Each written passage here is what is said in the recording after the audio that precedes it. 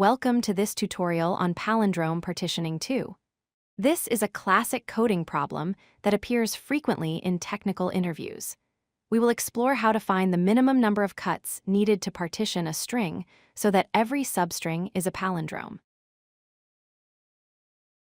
Let's define the problem clearly. You are given a string S. Your task is to cut this string into pieces. The condition is that every single piece must be a palindrome. We want to find the minimum number of cuts required to achieve this. For example, if we have the string ob, we can cut it once between the second a and b to get a and b, which are both palindromes. Let's look at a few examples to understand better. If the string is racecar, it is already a palindrome, so we need 0 cuts. For a string like ubde, where no two adjacent characters match, we need 4 cuts to separate every letter. For leet, we can cut it into L, E, and T, requiring 2 cuts. To solve this efficiently, we need to think backwards.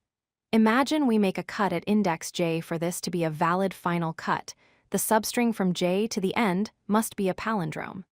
If that condition is met, our problem reduces to finding the minimum cuts for the remaining prefix, which ends at j-1.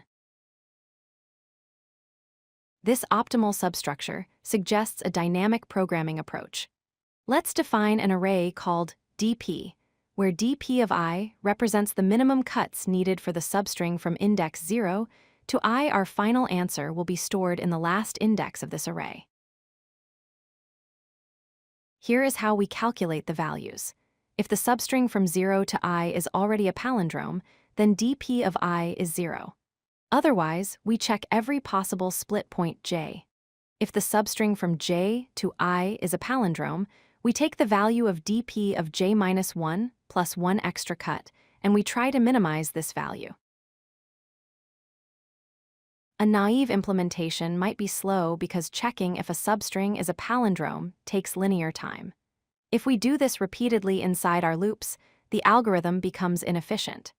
To fix this, we can pre-compute a Boolean table or expand around centers to check if any substring is a palindrome in constant time. The full algorithm has 5 steps. First, initialize the dp array. Second, build the palindrome lookup table. Third, iterate through the string with index I. Fourth, use an inner loop to check all valid previous cut positions and update the minimum cuts. Finally, return the result stored at the end of the dp array. Let's analyze the performance. The time complexity is O of n squared because of the 2 nested loops. The space complexity is also O of n squared if we use a 2D table for palindrome checks, though this can be optimized. This is much faster than exponential brute force solutions. To summarize, Palindrome Partitioning II is solved efficiently using dynamic programming. The key is to break the problem into prefixes and suffixes and optimize the palindrome validity checks. This reduces the complexity to quadratic time. Thanks for watching. If you like this video, hit that like button and don't forget to subscribe. Visit codelucky.com for more such useful content.